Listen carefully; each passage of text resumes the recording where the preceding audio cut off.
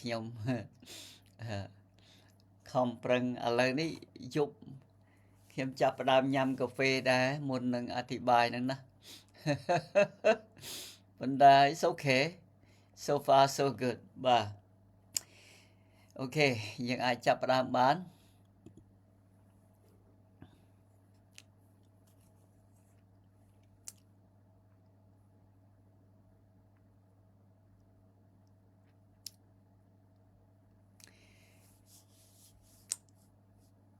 បាទសូមគោរពជំរាបសួរបងប្អូនទាំងអស់នៅតាមអនឡាញហើយអរគុណព្រះអង្គសម្រាប់ព្រះពររបស់ផងព្រះតាមរយៈបងប្អូនយើងទាំងអស់គ្នាហើយអរគុណសម្រាប់ពេលវេលាដែលបងប្អូនបានខំប្រឹងញែកពេលវេលាដើម្បីនឹងចំណាយពេលជាមួយព្រះបន្ទូលព្រះអង្គហើយអធិដ្ឋានជុំគ្នាដែរជាប្រពរយ៉ាងវិសេសពេលណាដែលយើងអត់ជួបជុំគ្នាយើងអត់ដឹងថាជីវិតរស់នៅនោះរបៀបណាយើងកំពុងតែជួបប្រទះយ៉ាងណាហើយជាពេលវេលាដែលល្អវិសេសបាទថ្ងៃនេះយើងមើលពីប្រធានបទមួយហៅថាការស្វែងយល់ពីការសម្របសម្រួលភាសាអង់គ្លេសហៅថា compromise នោះតើក្នុងព្រះគម្ពីរនោះបានបញ្ជាក់ប្រាប់យ៉ាងណាខ្លះបាទពីការសម្របសម្រួលដែលមាននៅក្នុងព្រះគម្ពីរជួនកាលយើងអត់សូវគិតយើងអត់សូវពិចារណាពីជីវិតរស់នៅរបស់ផងយើងហើយយើងត្រូវដឹងដែរថាពេលណាដែលយើងអាច compromise បានពេលណាដែលយើងត្រូវច្បាស់លាស់សគឺពិតជាសខ្មៅគឺពិតជាខ្មៅពីព្រោះយើងជាពួកជំនុំរបស់ផងព្រះយើងជាគ្រីស្ទបរិស័ទយើងត្រូវការមានគំរូល្អនៅក្នុងការរស់នៅមានគំរូល្អនៅក្នុងការនិយាយស្ដីមានគំរូល្អរវាងប្តីប្រពន្ធតើយ៉ាងណាខ្លះហើយពាក្យថាសម្របសម្រួលនឹងពេលខ្លះយើងអាចសម្របសម្រួលបានពេលខ្លះពិតប្រាកដណាស់យើងអត់អាចប្រឡំប្រកូវបានពីព្រោះព្រះបន្ទូលរបស់ផងព្រះគឺជាសេចក្តីពិតដែលមកអំពីព្រះដូច្នេះយើងមិនអាចនឹងហៅថាធ្វើអ្វីតាមតែការនឹកឃើញហើយកែប្រែខុសពីព្រះបន្ទូលព្រះអង្គដូចជាយើងបានអានអំបញ្ញមិញនៅក្នុងព្រះគម្ពីរដានីយ៉ែលជំពូក1ខ8ដល់ខ14បើសិនជាសម្របសម្រួលខុសពីច្បាប់ទម្លាប់នៃព្រះបន្ទូលរបស់ផងព្រះបានន័យថាជីវិតយើងគឺត្រូវទទួលខុសត្រូវនៅចំពោះព្រះបាទមុននឹងយើងបន្តព្រះបន្ទូលមុននឹងយើងចាប់ផ្ដើមព្រះបន្ទូលរបស់ផងយើងបាទសូមជើញលោកអ្នកបងប្អូនបានសម្រួមចិត្តសូមពពរពីព្រះសម្រាប់ព្រះបន្ទូលរបស់ផងព្រះអង្គដែរព្រះយេស៊ូវដ៏ជាព្រះនៃយើងខ្ញុំព្រះអង្គអើយសូមព្រះអង្គជួយដឹកនាំយើងខ្ញុំដល់ក្រុមជំនុំនៅតាមអនឡាញជាច្រើនទៀតដែលកំពុងតែចូលស្ដាប់ហើយដែលបានភ្ជាប់ជាមួយនឹងព្រះបន្ទូលព្រះអង្គជារៀងរាល់អាទិត្យដែរសូមព្រះអង្គគង់ជាមួយនឹងយើងខ្ញុំទូលព្រះបង្គំសូមអរព្រះគុណដល់ព្រះអង្គណាស់ហើយទូលព្រះបង្គំក៏សូមអធិដ្ឋានដោយពឹងអាងនៅក្នុងអំណាចនៃព្រះនាមព្រះអម្ចាស់ព្រះយេស៊ូវគ្រីស្ទអាមែនបាទព្រឹកមិញខ្ញុំអធិប្បាយនៅព្រះវិហារទំនប់ទឹកនិយាយអំពី សេចក្តីអធិដ្ឋានរបស់ខ្ញុំសម្រាប់ឆ្នាំថ្មីបងប្អូនកុំភ្លេចចូលមើលឥឡូវនេះ Facebook ហ្នឹងគេទុកឲ្យបានតែមួយខែបាទផុតពីមួយខែគេលុបចេញតាមពិតនោះខ្ញុំត្រូវការធ្វើជា YouTube ដាក់បញ្ចូលមកវិញប៉ុន្តែហាក់ដូចជាពេលវេលាសម្រាប់ខ្ញុំនឹងតិចមែនទែនបាទដូច្នេះយើងត្រូវការពីការទាំងអស់ហ្នឹងបាទដើម្បីយើងគិតថាការសម្របសម្រួលខ្លះវានាំឲ្យមានបញ្ហានៅក្នុងក្រុមជំនុំដែរឬក៏នៅក្នុងជីវិតយើងជាក្រុមគ្រួសារជាប្តីប្រពន្ធជាកូនតើត្រូវធ្វើយ៉ាងណា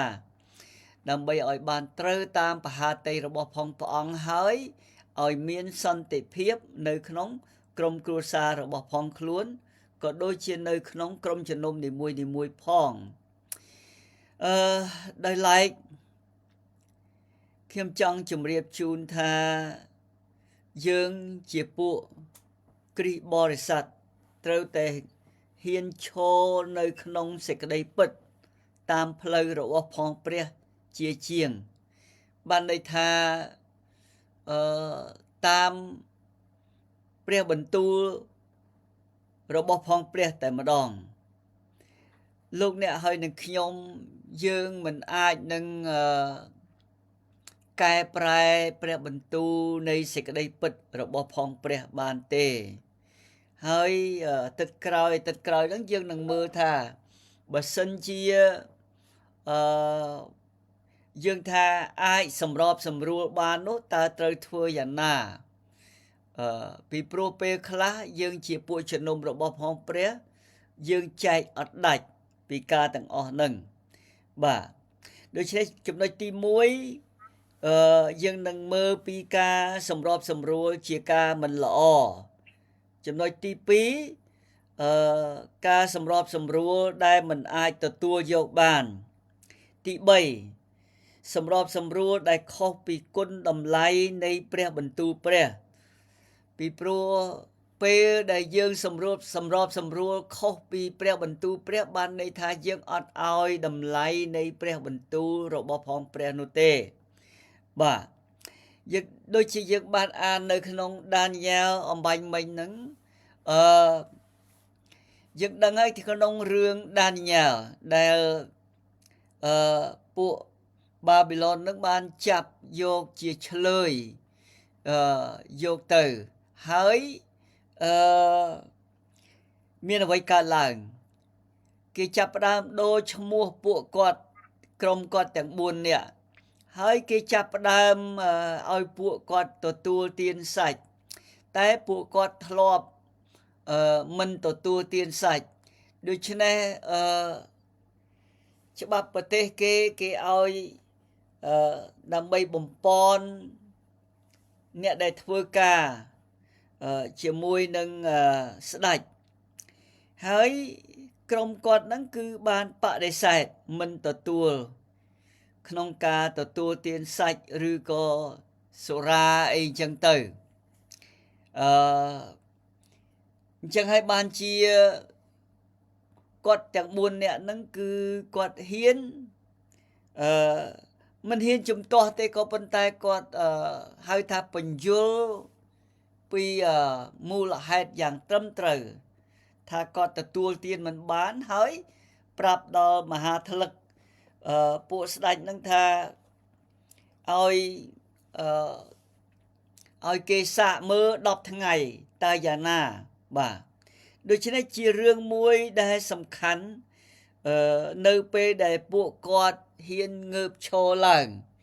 យើងមើលនៅក្នុងខ8ថាប៉ុន្តែដានីយ៉ែលបានសម្រេចក្នុងចិត្តមិនព្រមឲ្យខ្លួនសៅមងដោយអាហាររបស់ស្ដេចឬដោយស្រាទំពាំងបាយជូរដែលទ្រង់ធ្លាប់សោយឡើយបានជាលោកសូមដល់ចៅហ្វាយលើពួកកំរាវដើម្បីមិនឲ្យខ្លួនត្រូវសៅមងទៅនេះជារឿងដែលសំខាន់បើសិនជាជីវិតយើងហ៊ានងើបឈរ ជាការត្រឹមត្រូវសម្រាប់ថ្វាយព្រះអង្គខ្ញុំជឿជាក់ថាព្រះនឹងប្រទានពពរជាមិនខានដូច្នេះហើយយើងមើលទៅក្នុងខ9ទៀតព្រះទ្រង់ក៏ធ្វើឲ្យដានីយ៉ែលបានប្រកបដោយសេចក្តីសប្បុរសនិងសេចក្តីស្រឡាញ់របស់ចៅហ្វាយនោះពេលណាដែលយើងខំប្រឹងរស់នៅតាមផ្លូវរបស់ផងព្រះអង្គនឹងជួយការពារជាប្រកបណាស់នេះហើយដែលហៅថាការសម្របសម្រួលជាការមិនល្អហើយគឺយើងជាអ្នកជឿព្រះអង្គហ្នឹងយើងត្រូវហ៊ានងើបឈរឡើងសម្រាប់សេចក្តីពិតរបស់ផងព្រះបាទមានការហាម5នៅក្នុងចោយកថាចំពុក5ខ32ចោយកថាចំពុក5ខ32នេះបានសម្ដែងយ៉ាងដូចនេះថាខ32ថាដូច្នេះត្រូវប្រយ័ត្ននេះជាព្រះបន្ទូលរបស់ផងព្រះនឹងថាដូចម្ដេចដូច្នេះត្រូវប្រយ័ត្ននឹងធ្វើដូចជាព្រះយេហូវ៉ាជាព្រះនៃឯងបានបង្គាប់មកកុំឲ្យងាកបែរចេញទៅខាងស្ដាំឬទៅខាងឆ្វេងឡើយនេះឯងជាការដែលគួរឲ្យយើងចាប់អារម្មណ៍ថាព្រះបន្ទូលព្រះអង្គគឺខ្មៅគឺខ្មៅសគឺសឲ្យយើងហ៊ានឈរឡើងពេលដែលយើងប្រឈមមុខទៅនឹងលោកីពេលដែលយើងរស់នៅជាមួយនឹងលោកីតើយើងត្រូវធ្វើដូចម្តេចខ្លះបាទនេះហើយព្រះបន្ទូលបានបង្គាប់យើងពីការទាំងអស់ហ្នឹងព្រះយេស៊ូវព្រះអង្គក៏បន្ទោសដល់ពួកជំនុំដែរបើសិនជាយើងមើលព្រះអង្គសម្អាតព្រះវិហារដល់ទៅ2ដងដែលពួកចំនួនមុននោះគេយកព្រះវិហារទៅធ្វើជា business បាទព្រះអង្គសម្អាតឡើង2ដងហើយបើសិនជាយើងមើលនៅក្នុងវិវរណៈទៀតវិវរណៈចំពោះ2ខ2សំទោសខ20បាទវិវរណៈចំពោះ2ខ20បានសម្ដែងយ៉ាងដូចនេះថាតែអញប្រកាន់សេចក្តីខ្លះនឹងឯងត្បិតឯងបណ្ដោយឲ្យស្ត្រីឈ្មោះយេសេបលដែលហៅខ្លួនជាហោរាបានទៅបង្ហាត់បង្រៀនហើយនាំពួកបាវបំរើរបស់អញឲ្យវង្វេងទៅប្រព្រឹត្តសេចក្តីកំផិតហើយបរិភោគដង្វាយដែលថ្វាយទៅរូបព្រះផង By the way ព្រះគម្ពីរព្រះបន្ទូលព្រះបានហាមថាយើងជាអ្នកជឿព្រះអង្គហ្នឹងមិនអាចនឹងទទួលទានអ្វីដែលជាសំណែនទេហេតុអីពីព្រោះព្រះបន្ទូលព្រះអង្គបានបញ្ជាក់ប្រាប់ថានៅពេលដែលយើងទទួលទានក្រោយយើងទទួលទានចំណីអាហារក្រោយពេលដែលគេយកទៅសែននោះតើមូលហេតុអីពីព្រោះលោកអ្នកហើយនឹងខ្ញុំជាកូនព្រះដូច្នេះបានន័យថាចំណីអាហារបើសិនជាយើងចង់ដឹងច្បាស់លើសនឹងទៅទៀតខ្ញុំអាចនឹងរៀបចំមេរៀនសម្រាប់ជូនបងប្អូនបានពីព្រោះយើងជាកូនព្រះយើងអត់អាចញ៉ាំទទួលទានក្រោយរបស់ដែលគេសែនឬក៏សំណែនឲ្យអរិយនោះទេពីព្រោះយើងធំជាងអរិយហេតុដូច្នេះហើយជីវិតយើងដែលជាអ្នកជឿព្រះអង្គបាទយើងមិនអាចបានជានៅក្នុងនេះគេនិយាយបន្តិចដែរបាទគឺជាព្រះបន្ទូល យើងដឹងហើយថាវិវរណៈហ្នឹងគឺជាព្រះបន្ទូលរបស់ផងព្រះយេស៊ូវចំណុចទី2សម្របសម្រួលដែលមិនអាចទទួលយកបានពេលខ្លះគឺមិនមែនថាយើងគ្រាន់បើយើងខ្លាំងទេក៏ប៉ុន្តែបងប្អូនហើយនឹងខ្ញុំគឺត្រូវតែរត់ចេញពីការទាំងអស់នោះដែរនៅក្នុងហេព្រើរជំពូក11ខ25ហេព្រើរជំពូក11ខ25បានសម្ដែងយ៉ាងដូចនេះថាលោកស៊ូរងទុក្ខលំបាកជាមួយនឹងរាជរបស់ព្រះជាងមានសេចក្តីអំណរខាងអំពើបាបដែលនៅតែមួយផ្លេតបើសិនជាយើងមើលទៅខាងលើនេះដោយសារសេចក្តីជំនឿកាលម៉ូសេបានកើតមកខ23នោះឪពុកម្ដាយបានលាក់ទុក3ខែឥតមាននឹកខ្លាចដល់បញ្ញត្តិរបស់ស្ដេចឡើយពីព្រោះបានឃើញថាជាកូនថ្លោះល្អខ24ដោយសារសេចក្តីជំនឿនោះលោកធំហើយនោះលោកមិនព្រមឲ្យគេហៅខ្លួនជាកូនរបស់បុត្រីផារ៉ោនទេលោកស៊ូរងទុក្ខលំបាកដើម្បីសេចក្តីពិតរបស់ផងព្រះនិយាយពីលោកម៉ូសេនោះឯងកន្លែងនេះហើយគឺជាការដែលលោកត្រូវរត់ចេញទៅនៅឯទីរហោឋាននោះយើងដឹងហើយថាម៉ូសេនៅដំណាក់របស់ស្ដេចផារ៉ោននោះ40ឆ្នាំ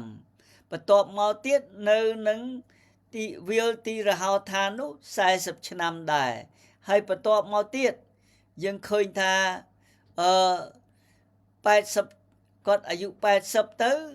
ហើយគាត់ដឹកនាំពួកកូនចៅអ៊ីស្រាអែលនោះនៅពេលដែលគាត់លាលោកីទៅគាត់មានអាយុ120ឆ្នាំបាទនេះត្រឡប់មកវិញនេះជារឿងមួយដែលហៅថាត្រូវការរត់ចេញឧទាហរណ៍ជាក់ស្ដែងដូចជាលោកយូសេបពេលដែលទៅនៅជាមួយនឹងពួកអេស៊ីបនោះនៅពេលដែលចៅហ្វាយរបស់ផងគាត់ចាប់គាត់នោះគាត់ក៏រត់ចេញដែរពេលខ្លះលោកអ្នកហើយនឹងខ្ញុំមិនអាចនឹងអួតខ្លួនថាខ្លួនខ្លាំងឬក៏គ្រាន់បើនោះទេក៏ប៉ុន្តែយើងត្រូវការមានប្រាជ្ញាដើម្បីនឹងរត់ជៀសចេញពីការអាក្រក់ទាំងឡាយផងបាទហើយមួយទៀតនោះសម្របសម្រួលដែលមិនអាចទទួលយកបាននោះលោកអ្នកហើយនឹងខ្ញុំមិនត្រូវចាញ់បញ្ឆោតវាទេនៅក្នុងកូឡូសចំពោះ2ខ8យើងអានមើលនៅក្នុងកូឡូសបាទថ្ងៃនេះយើងអានព្រះបន្ទូលព្រះអង្គច្រើនបន្តិចពួកអីយើងចង់ដឹងថាតើព្រះបន្ទូលព្រះអង្គនិយាយពីការសម្របសម្រួលដែលមិនអាចទទួលយកបាននោះថាម៉េចខ្លះបាទកូឡូសចំពោះ2ខ8នេះបានសម្ដែងថាចូលប្រយ័ត្នក្រែងមានអ្នកណាចាប់អ្នករាល់គ្នាធ្វើជារំពាដោយពាក្យបរមត្ថបានន័យថាបំភាន់ដោយពាក្យខ្ពង់ខ្ពស់ឬក៏ពាក្យដែលគួរឲ្យសប្ថ្ងៃនេះយើងឃើញពេលខ្លះអ្នកជឿព្រះអង្គពេលខ្លះគ្រូខ្លះហៅថាឆ្លក់វង្វេងនិងកិត្តិយសខាងសាច់ឈាមទៅឆ្លក់វង្វេងនិងហៅថាអំនួតអួតអាងទៅគ្រប់សពបែបយ៉ាងទាំងអស់ហើយនេះឯងជាការមួយដែលគួរឲ្យសោកស្ដាយពេលខ្លះប្រហែលជាយើងអាចសម្របសម្រួលសម្រាប់សេចក្តីសុខបានក៏ប៉ុន្តែពេលខ្លះបើយើងសម្របសម្រួលខុសពីព្រះបន្ទូលរបស់ផងព្រះយើងមិនអាចធ្វើបានទេបាទហើយនឹងពាក្យបញ្ឆោតជាអាសាឥតការ តាមសន្តាប់បុរាណរបស់មនុស្សតាមបឋមសិក្សានៅនាលោកីគឺមិនមែនតាមព្រះគ្រីស្ទទេបានន័យថាយើងរស់នៅសង្គមជួនកាលយើងឆ្លក់វង្វេងទៅវាហៅថាអាចឲ្យយើងនឹងចែកពិបាកចែកដាច់ថាយើងជាអ្នកជឿព្រះអង្គនឹងយ៉ាងណាខ្លះហើយសួរថាធ្វើម៉េចទើបដឹងថាអ្វីដែលជាការសម្របសម្រួលមិនត្រឹមត្រូវអ្វីដែលជាការសម្របសម្រួលហើយត្រឹមត្រូវនៅចំពោះព្រះនេតរបស់ផងព្រះនៅក្នុងយ៉ូហានខ្សែទី1ចំពោះ2ខ15យ៉ូហានខ្សែទី1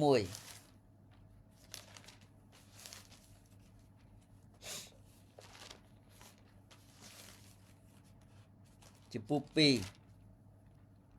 ខ15ហើយនឹង16ខ15សំទោសចំពោះ2ខ15បាទនេះកុំឲ្យស្រឡាញ់លោកីឬរបស់អ្វីដែលនៅក្នុងលោកីនេះឲ្យសោះពេលខ្លះយើងជាអ្នកជឿព្រះអង្គប្រកបណាយើងមិនដែលនឹកភ្នក់ឬក៏យើងមិនដែលគិតថាពាក្យថាស្រឡាញ់លោកីនឹងយ៉ាងម៉េចទេដូច្នេះប្រហែលជាយើងត្រូវចាប់អារម្មណ៍ថាបើសិនជាយើងលួចហៅថាសម័យទំនើបនេះបាទ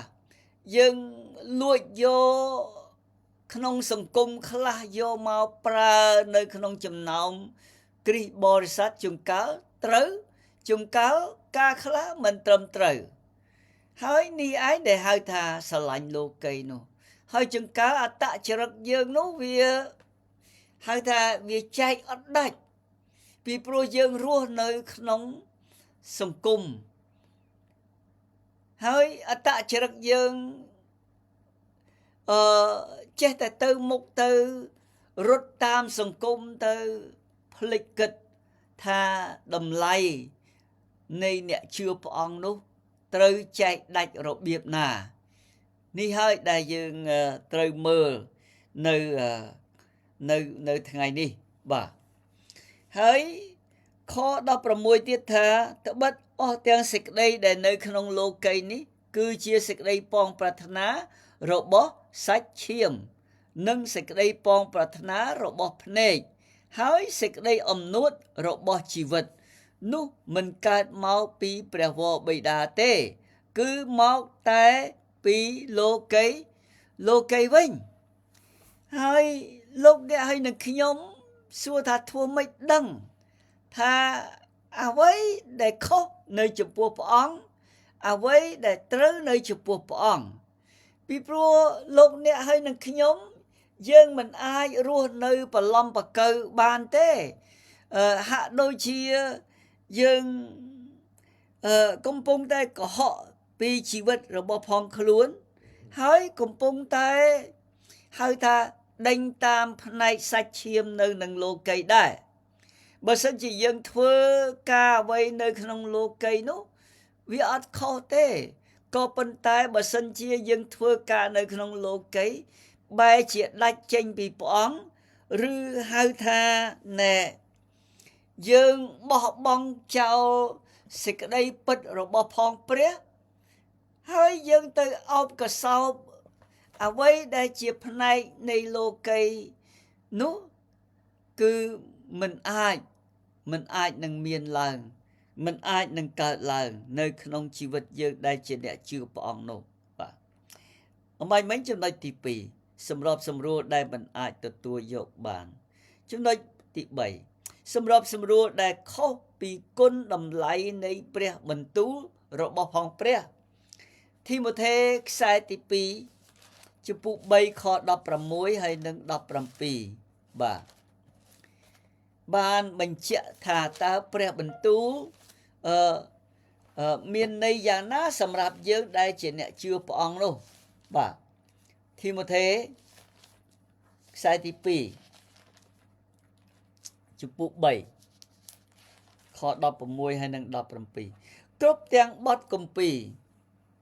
គឺជាព្រះទ្រង់បានបញ្ចេញព្រះវិញ្ញាណបណ្ដាលឲ្យតែងទេក៏មានប្រយោជន៍សម្រាប់ការបង្រៀនការរំលឹកឲ្យដឹងខ្លួនការប្រដៅតម្រង់និងការបង្ហាត់ខាងឯសេចក្តីសុចរិតខ17ដើម្បីឲ្យអ្នកសំណប់របស់ព្រះបានគ្រប់លក្ខហើយមានគ្រប់ទាំងចំណេះសម្រាប់ធ្វើការល្អគ្រប់មុខពេលខ្លះយើងថាសម័យហៅថាសញ្ញាថ្មីគឺជាសម័យនៃព្រះគុណប្រកបណាស់ខ្ញុំតែងតែជម្រាបជូនលោកអ្នកហើយនឹងខ្ញុំពេលខ្លះបើសិនជាទង្វើរបស់ផងយើងដែលជាអ្នកដឹកនាំទង្វើដែលយើងជាអ្នកជឿព្រះអង្គយើងបែរជាធ្វើបាបហើយបែរជាធ្វើឲ្យអ្នកមិនទាន់បានជឿនោះគាត់ជំពប់ដួលដោយសារយើងជាអ្នកជឿព្រះអង្គនោះតើយើងទទួលខុសត្រូវនៅចំពោះព្រះរបៀបណាបាទមានអ្នកជឿខ្លះខ្ញុំមិនហ៊ានថាយ៉ាងម៉េចទេជួនកាលអ្នកខ្លះគាត់មានអំនួតនោះខ្លាំងមែនទែនគាត់ថាថ្ងៃទៅនេះព្រះវិញ្ញាណនាំគាត់ឲ្យធ្វើអញ្ចេះថ្ងៃមួយទៀតនោះព្រះវិញ្ញាណបាននិយាយជាមួយគាត់ថាឲ្យទៅអញ្ចេះឲ្យទៅធ្វើអញ្ចោះឲ្យរៀបចំអញ្ចេះឲ្យរៀបចំអញ្ចោះហើយខ្ញុំគិតថាជាការដែលគួរឲ្យសោកស្ដាយពីព្រោះពេលខ្លះប្រកាសហើយព្រះបាននាំក៏ប៉ុន្តែនៅពេលដែលយើងនិយាយយ៉ាងដូច្នោះនៅចំពោះអ្នកមិនជឿឬក៏អ្នកជឿល្មមគេគិតថាបើខ្លួនគាត់ហាក់ដូចជាអត់មានអីទេអ្នកដតីបែបបរិសុទ្ធជាងហើយដូច្នេះវាជារឿងមួយធ្វើឲ្យអ្នកជឿថ្មីឬក៏អ្នកជឿល្មមនោះឲ្យគាត់ជំពប់ដួលដែរបាទនេះជារឿងដែលយើងត្រូវពិចារណាហើយសម្របសម្រួលដែលខុសពីគុណតម្លៃនៃព្រះបន្ទូលនោះគឺលោកអ្នកហើយនឹងខ្ញុំត្រូវការបើសិនជាអ្នកដែលបង្រៀននោះគឺត្រូវការបង្រៀនតាមសេចក្តីពិតដោយមិនលំអៀង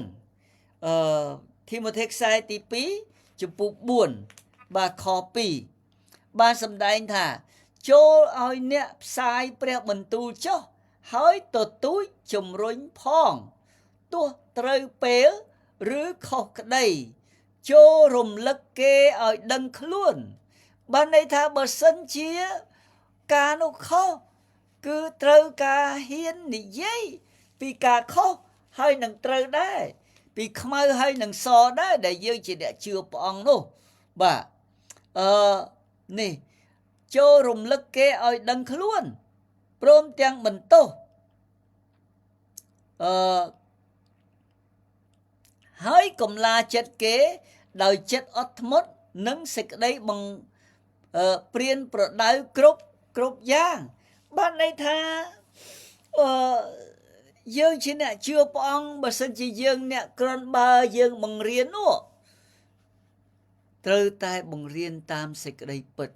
តាមអត្ថន័យត្រឹមត្រូវនៃព្រះបន្ទូលរបស់ផងព្រះអង្គនេះពីព្រោះនៅខ16ថា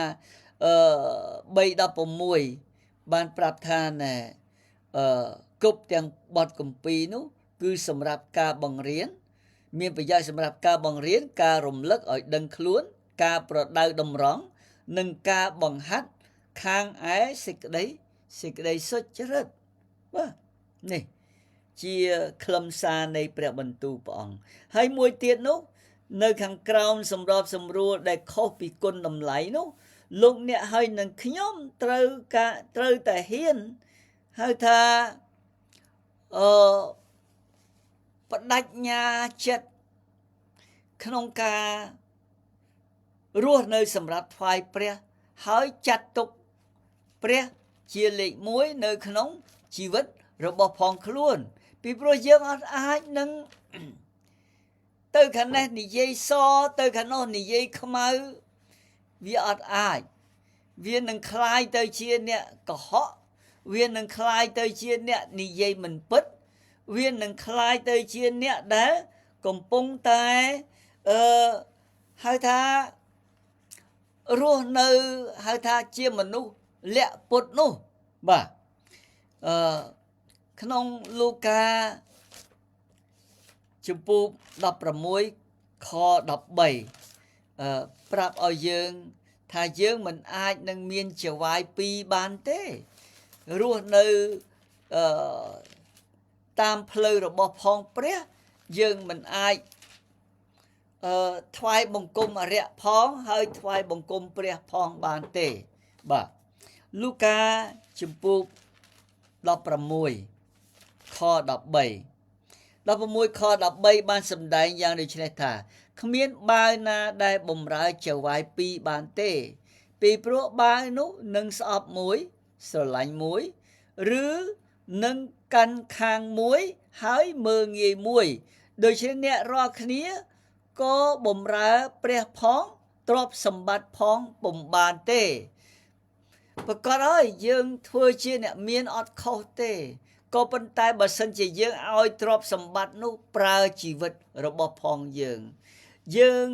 អនុញ្ញាតឲ្យសាច់ឈាមនោះត្រួតត្រាជីវិតរបស់ផងយើងនោះនឹងធ្វើឲ្យជីវិតខាងព្រលឹងវិញ្ញាណរបស់ផងយើង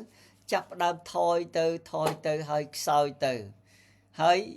ពេលនោះឯងដែលជីវិតយើងគិតថាធ្វើបាបក៏មិនអីទេព្រះស្រឡាញ់យើងទេប្រកាសហើយ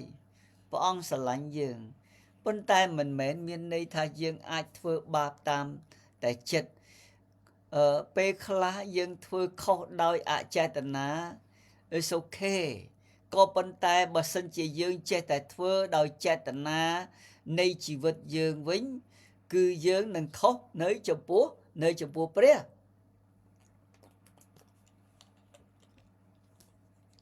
តទៅទៀតហើយមួយទៀតនោះត្រូវចេះរក្សារូបកាយរបស់ផងខ្លួនឲ្យល្អសម្រាប់ថ្វាយព្រះកូរិនថូសខ្សែទី1ចំពោះ6ខ18ថាមិនដឹងទេឬអីនេះបើសិនជាយើងមើលនៅក្នុងខ18ថាចូលរត់ពីការសាហាយស្មន់ចេញគ្រប់ទាំងអំពើបាបណាដែលមនុស្សប្រព្រឹត្តនោះនៅខាងក្រៅរូបកាយទេតែអ្នកណាដែលសាហាយស្មន់គ្នានោះឈ្មោះថាធ្វើបាបដល់រូបកាយខ្លួនឯងផងខ19តើមិនដឹងទេឬអីថារូបកាយអ្នករាល់គ្នាជាវិហារនៃព្រះវិញ្ញាណបរិសុទ្ធដែលអ្នករាល់គ្នាបានទទួលមកពីព្រះបានន័យថាជីវិតយើងរូបកាយយើងគឺជារូបកាយដែលព្រះបានលួសហើយដូចជានៅក្នុងខ្ញុំគិតថានៅក្នុងកាឡាទីឬក៏អេផេសូប្រាប់ថាយើងរស់នៅមិនមែនជារបស់ខ្លួនឯងទេគឺយើងរស់នៅជារបស់ផងព្រះវិញពីព្រោះព្រះអង្គបានសុគតជំនួសអំពើបាបរបស់លោកអ្នកហើយនឹងខ្ញុំយើងមើលតទៅទៀតថាហើយអ្នករាល់គ្នាមិនមែនជារបស់ផងខ្លួនទេខ20ថាត្បិតព្រះទ្រង់បានចេញថ្លៃលួសអ្នករាល់គ្នាហើយដូច្នេះចូលដំកើងព្រះនៅក្នុងរូបកាយហើយក្នុងវិញ្ញាណនៃអ្នករាល់គ្នាដែលជារបស់ផងទ្រង់ចុះពេលខ្លះយើងកុហកទៅយើងប្រើអាកប្បកិរិយាមិនល្អទៅនេះក៏ហៅថាយើងកំពុងតែប្រើរូបកាយយើងធ្វើបាបនៅចំពោះព្រះហើយយើងអត់ដែលដឹងថាព្រះអង្គគង់នៅក្នុងយើងហើយព្រះអង្គជ្រាបទាំងអស់នេះជារឿងដែលសំខាន់ទៅមុខទៀត ត្រូវចេះរក្សារូបកាយរបស់ផងខ្លួនឲ្យល្អសម្រាប់ថ្វាយព្រះមួយទៀតថាត្រូវហ៊ានរស់នៅតាមសេចក្តីពិតរបស់ព្រះជាជាងយ៉ាកុបជំពូក2លោកអ្នកឲ្យនឹងខ្ញុំត្រូវហ៊ានសម្រេចចិត្តត្រូវហ៊ានបដិញ្ញាចិត្តត្រូវហ៊ានហៅថាធ្វើការសម្រេចល្អត្រឹមត្រូវតាមផ្លូវរបស់ផងព្រះនោះបាទ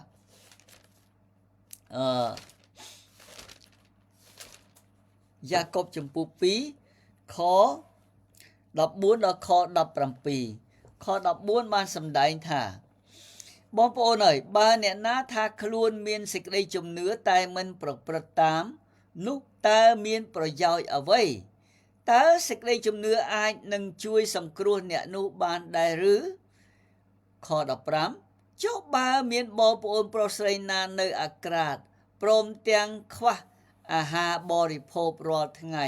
ហើយអ្នករាល់គ្នាណាមួយនិយាយទៅអ្នកនោះថាអញ្ជើញទៅ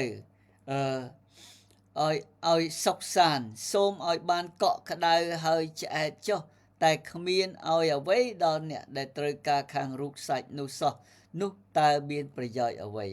ខ17សេចក្តីជំនឿក៏បែបដូច្នោះដែរបើគ្មានការប្រព្រឹត្តតាមទេនោះក៏ស្លាប់